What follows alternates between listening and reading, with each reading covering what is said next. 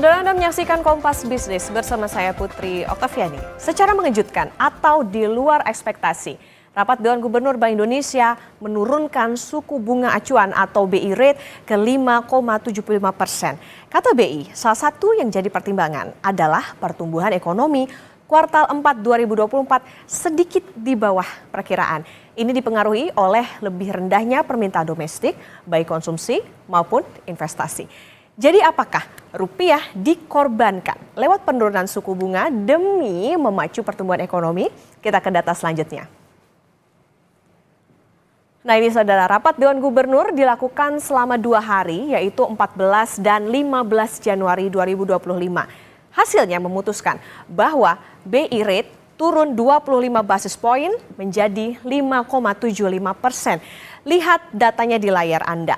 Desember kemarin ada di 6%. Ini. Kemudian di Januari ini menjadi 5,75%. Bank Indonesia bilang akan terus mengarahkan kebijakan moneter untuk menjaga inflasi dalam sasarannya dan nilai tukar yang sesuai fundamental dengan tetap mencermati ruang untuk mendorong pertumbuhan ekonomi. Ini disesuaikan dengan dinamika yang terjadi pada perekonomian global dan nasional. Apa kata kunci penjelasan Bank Indonesia ini? Ada inflasi, rupiah sesuai fundamental dan mendorong pertumbuhan ekonomi. Kami ulang saudara, keputusan penurunan suku bunga ini demi mendorong pertumbuhan ekonomi. Bagaimana respon rupiah atas kebijakan suku bunga longgar ini? Kita ke data berikutnya. Nah ini dia, rupiahnya langsung jatuh dan tembus di atas 16.300 terhadap dolar Amerika Serikat. Ini adalah kurs tengah Bank Indonesia atau JISDOR 15 Januari 2025 ditutup pada level 16.311. Fluktuasi rupiah terlihat lewat grafis berikut ini saudara. Di akhir 2024, rupiah ini sempat menguat di level 16.100-an atau 16.159. Nah kemudian hitungan Bank Indonesia nilai tukar rupiah terhadap dolar Amerika Serikat pada Januari 2025 hingga 14 Januari 2025 hanya melemah sebesar 1 persen poin dari level nilai tukar akhir di 2024. Kami pakai data Bloomberg.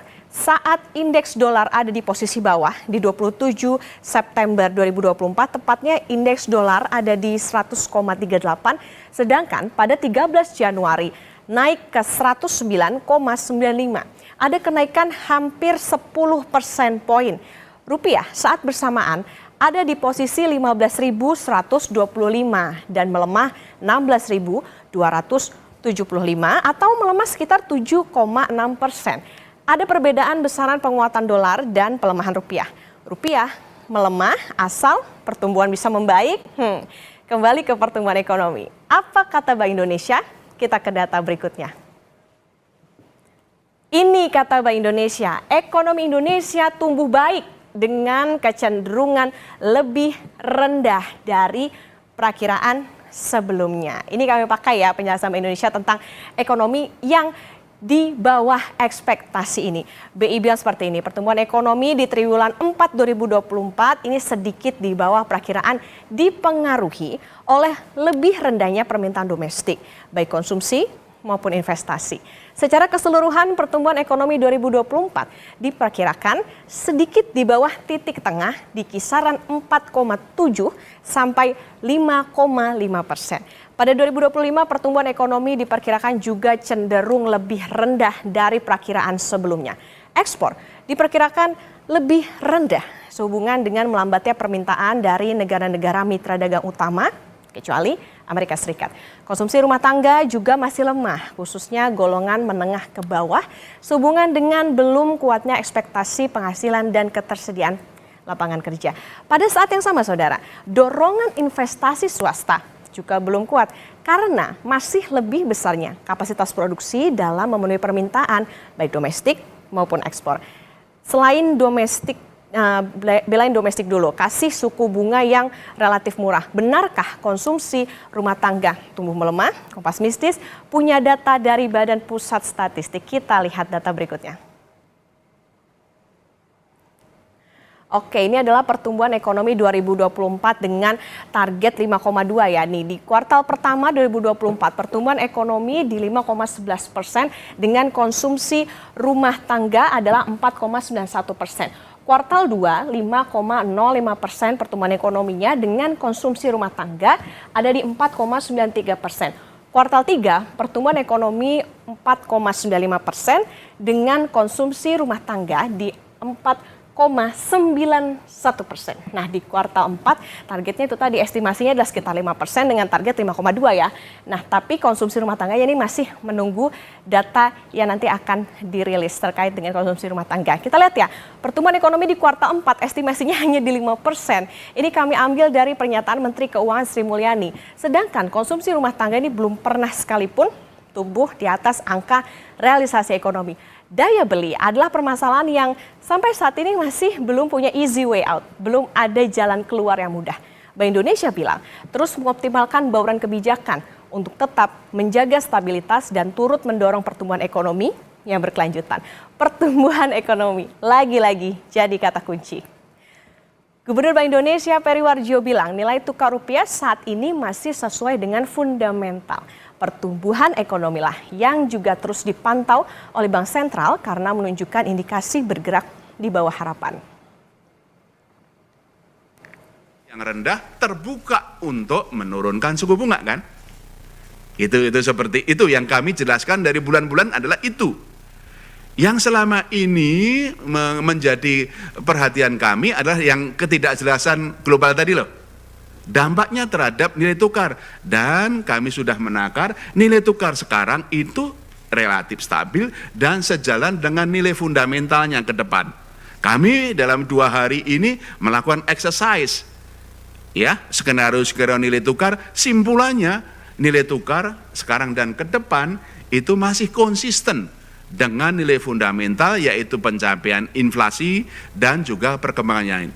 Yang ketiga ini yang baru nih, yaitu data-data triwulan 4 dan juga berbagai hasil survei kita ke depan menunjukkan ada kecenderungan pertumbuhan ekonomi kita khususnya di tahun 2025 dan mulai kelihatan di triwulan 4 ini yang lebih rendah dari perkiraan.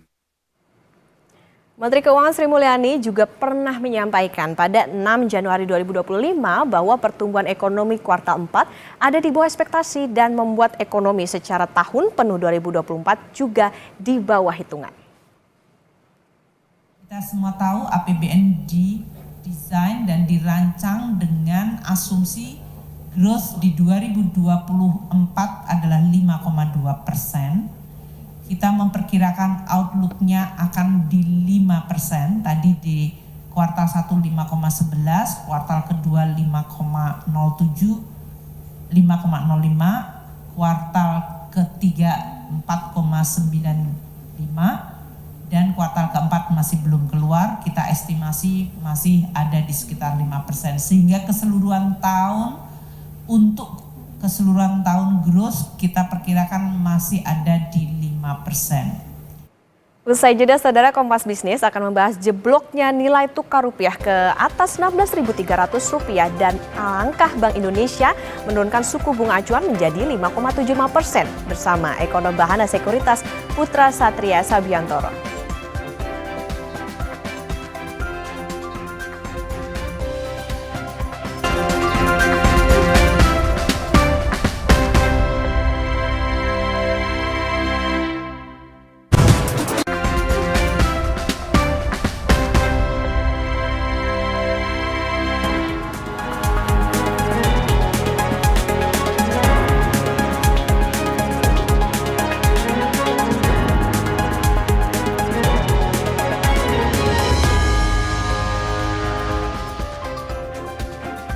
Saudara, setelah Bank Indonesia menurunkan suku bunga acuan menjadi 5,75%, rupiah jeblok ke atas 16.300 per dolar Amerika Serikat.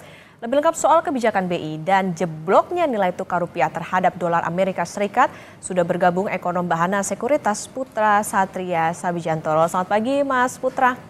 Selamat pagi, Pak Okta. Mas Putra, BI rate turun saat asing keluar pasar dan ya bikin rupiah mengarah ke 16.500. Bukankah kebijakan moneter longgar ini anomali dan kontraproduktif meski Gubernur BI bilang ya rupiah masih sesuai dengan fundamental?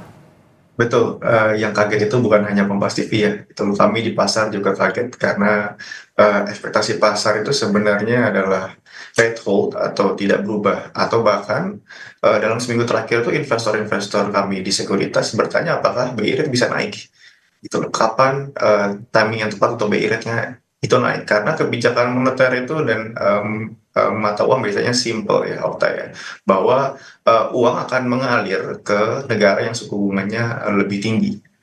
Dan saat uang itu mengalir itu memperkuat nilai tukar, gitu. Jadi ada namanya interest rate differential atau perbedaan suku bunga. Nah, Bank Indonesia memutuskan untuk menurunkan suku bunga saat ekspektasi suku bunga di seluruh dunia, terutama di Amerika Serikat, sedang naik. Jadi ini keputusan yang kalau di pasar lihatnya cukup kontroversial, dan tidak heran setelah keputusan ini mulai banyak pelaku pasar yang memprediksi bisa adanya pelemahan dari nilai tukar rupiah lanjutan. Dan memang beruntungnya memang data Amerika Serikat kemarin ya lihat ada hanya sedikit pelemahan ekonomi, sehingga kemungkinan besar pelemahan rupiah masih bisa relatif terkendali dalam 1-2 hari ke depan. Oke, tapi ini artinya kalau misalnya pasar aja sampai kaget dengan adanya keputusan BI ini, berarti untuk iklim investasi apakah ini beresiko atau seperti apa Mas Putra? Ya, jadi ada dua sisi dalam hal ini ya, gitu loh. Memang seperti yang tadi Okta jelaskan bahwa Pak Peri dan Bank Indonesia melihat adanya perlu stimulus untuk pertumbuhan ekonomi. Tapi secara historis, sebenarnya Bank Indonesia atau kebijakan moneter itu memiliki sensitivitas yang cukup rendah terhadap pertumbuhan ekonomi. Indonesia itu istilahnya adalah fiscal policy driven economy. Jadi ekonominya itu tergerakkan oleh kebijakan fiskal. Dalam hal ini, Bu Sri Mulyani itu memiliki peranan penting. Jadi ada pass-through atau multiplier-nya dari kebijakan Kementerian Keuangan, dari government spending ke investasi dan ke konsumsi. Nah, Bank Indonesia atau kebijakan moneter sebenarnya difokuskan lebih pada stabilitas. Kenapa stabilitas itu penting? Jadi mengkomplementer dari kebijakan pemerintah biasanya. Kenapa stabilitas itu penting? Karena kalau rupiah melemah ke 16.500, 16.600, atau 16.800, pasti iklim investasi kan juga akan terganggu. Perusahaan-perusahaan mau melakukan ekspansi bisnis itu juga khawatir karena input-input perusahaan, terutama di manufaktur, banyak yang dalam US dollar. Sehingga seharusnya gitu loh, jika memang nanti rupiah itu melemah akibat dari pemotongan suku bunga, juga ada dampak negatifnya ke pertumbuhan ekonomi ke depan. Oke, ini yang perlu diperhatikan soal bagaimana stimulus yang nantinya akan diberikan untuk bisa menjaga stabilitas, karena tadi ya dikhawatirkan dana asing nih ngacir dari Indonesia. Mas Putra, kita coba pakai sudut pandang lain di luar dana asing. Apakah berarti ya ada indikator pelemahan ekonomi, konsumsi, kemudian kondisi perbankan lebih mengkhawatirkan sampai Bank Indonesia nih berani bertaruh dengan membiarkan rupiah terbebani? Artinya nih ya ngorbanin rupiah kah demi pertumbuhan ekonomi? Ya, seperti yang saya sampaikan sebelumnya ya. Jadi keputusan ini sebenarnya kalau kita lihat, kalau saya berdiskusi dengan investor-investor di pasar modal, ini adalah keputusan yang sangat beresiko.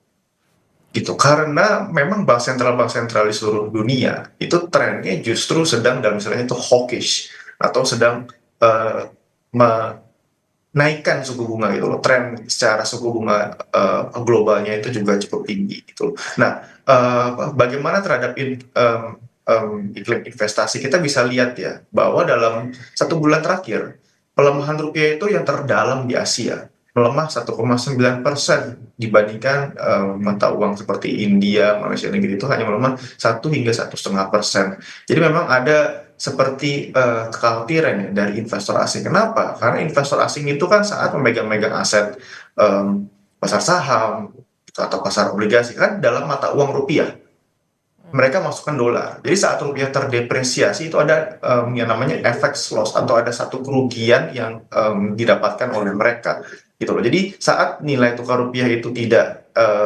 didukung atau tidak disupport dengan baik, ini bisa menyebabkan memang ada kekhawatiran investor dalam jangka pendek. Oke, ini menjadi keputusan yang cukup beresiko yang memang diambil Bank Indonesia, tapi nanti tentu kita bagaimana tadi balik lagi soal bagaimana stimulus yang akan diberikan. Mas Putra, jadi kalau kita bicara soal tadi disinggung data inflasi Amerika Serikat, ini seberapa akan berdampakkah? Karena memang kalau ke rupiahnya seperti apa nilai tukarnya sampai 16 Januari pagi, indeks dolar ada di 109. Ya, ya, betul. Nah, kita harus fokus pada data yang bersifat fundamental jangka menengah hingga jangka panjang. Memang betul, data inflasi Amerika Serikat semalam itu di bawah konsensus. Jadi ada satu pelemahan dolar dalam jangka pendek itu loh. Tapi kita mesti fokus pada hal-hal yang bersifat substansial. Misalnya, semalam itu harga minyak naik dengan cukup drastis loh. Sekarang sudah di atas 80 US dollar per barrel. Kita tahu salah satu konsumen terbesar atau kebutuhan dolar terbesar di Indonesia adalah dari impor minyak. Nah, kita sebentar lagi masuk periode yang secara tekanan dalam nilai tukar rupiah itu bisa besar. Itu kenapa? Karena mulai bulan Maret itu kita kan lebaran. Kalau lebaran itu ada mudik. Biasanya impor BBM atau konsumsi BBM sebelum mudik itu tinggi.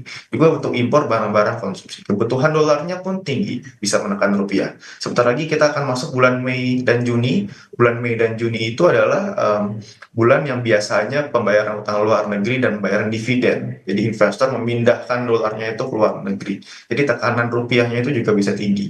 Secara timing ini cukup terkejut pasar melihat ada penurunan suku bunga kemarin. Ini berarti kita harus siap-siap dong nih, rupiah bisa mencapai atau lebih dalam lagi pelemahannya bisa sampai 16.500 kah? Saya rasa dalam 2 hingga 3 bulan ke depan itu mungkin BI akan fokus pada intervensi ya. Kalau hitungan saya sebenarnya mereka sudah melakukan intervensi cukup intens di bulan Desember sekitar 2-3 miliar dolar, itu lebih dari 3 miliar dolar walaupun cadangan devisanya itu mengalami kenaikan. Jadi saya rasa dalam 2-3 bulan ini akan fokus ke intervensi dengan harapan bahwa indeks dolar itu akan turun dalam 2 dan 3 bulan ke depan. Memang secara opini saya pribadi, kalau dolar terlalu kuat juga tidak bagus ya bagi perekonomian Amerika Serikat. Jadi saya rasa presiden yang akan masuk, Donald Trump, itu juga akan menyukai dolar yang lebih rendah daripada sekarang dibandingkan dolar yang terlalu kuat. Oke, kita bicara soal intervensi. Cadangan devisa naik di Desember, BI rate turun, rupiah terkapar. Artinya Bank Indonesia ini siap menggelontorkankah intervensi supaya rupiahnya adem kalau tadi dikatakan di 2 atau 3 bulan ini? Intervensi seperti apa yang dibutuhkan, Mas Putra? Baik, dari sisi intervensi, saya mungkin perlu mengemphasiskan bahwa intervensi itu memiliki dampak yang negatif bagi likuiditas perekonomian dan perbankan. Jadi intervensi itu kan BI menjual dolar ya. Jadi dengan menjual dolar itu supply dolar itu bertambah di pasar. Jadi bank-bank tidak kekurangan dolar, rupiah pun menguat, dolar pun menurun. BI mensuplai kebutuhan dolar. Tapi saat BI menjual dolar, BI itu kan juga menyerap rupiah. Jadi ada likuiditas rupiah yang bisa semakin ketat saat Bank Indonesia melakukan kebijakan intervensi. Jadi resikonya bagi pasar modal ke depan, jika memang ada satu shortfall atau supply dolar yang lebih sedikit dibandingkan demand, kita tahu tadi kan demand atau permintaan dolar ke depan 2-3 bulan ke depan bisa tinggi, dan BI melakukan kebijakan intervensi, berarti ada yang namanya twin liquidity deficits, di mana supply dari dolar itu juga menipis, dan supply dari rupiah juga akan berkurang. Ini bisa menyebabkan justru suku bunga di pasar sekunder bisa naik karena adanya pengetatan likuiditas rupiah domestik akibat adanya kebijakan intervensi Bank Indonesia. Oke, artinya apa yang harus menjadi digarisbawahi atau menjadi perhatian oleh Bank Indonesia, apa yang harus hati-hati untuk bisa melakukan intervensi ini? Ya, saya rasa perlu ada koordinasi ya. Jadi misalnya Bank Indonesia itu biasanya melakukan operation twist. Saat dia melakukan intervensi atau mengeluarkan dolar kan menyerap rupiah tuh. Rupiahnya dikeluarkan kembali dengan cara Bank Indonesia membeli government bonds atau SBN, surat utangnya dari pemerintah, dari Bu Sri Mulyani, dinetralisir secara dampak likuiditas. Jadi saya rasa dalam jangka pendek Bank Indonesia bisa melakukan kebijakan seperti ini. Oke, Mas Putra, kami mengonfirmasi terlebih dahulu, bukankah mengukur nilai wajar rupiah ini cukup sederhana? Lihat aja indeks dolar naik sudah berapa, kemudian kemarin kan rupiah cuma melemah sedikit lah, lebih separuh dari besar kenaikan indeks dolar. Hitungan awam pakai rumus ini, nilai wajar rupiah sudah di atas 17.000, tepatkah hitungan ini, Mas?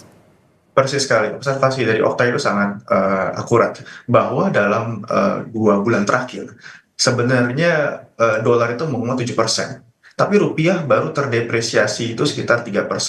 Dan yang menariknya itu loh, jadi kami memang melihat ini dari Bahana melihat 2 bulan lalu saat rupiah di 15.800 ini rupiahnya ini bersifat overvalued. Jadi seharusnya lebih lemah dibandingkan yang sekarang. Nah, bagaimana secara outlook-nya itu ke depan? Kalau diperhatikan, pelemahan rupiah dalam 1 bulan terakhir itu kan 2% itu terdalam di Asia.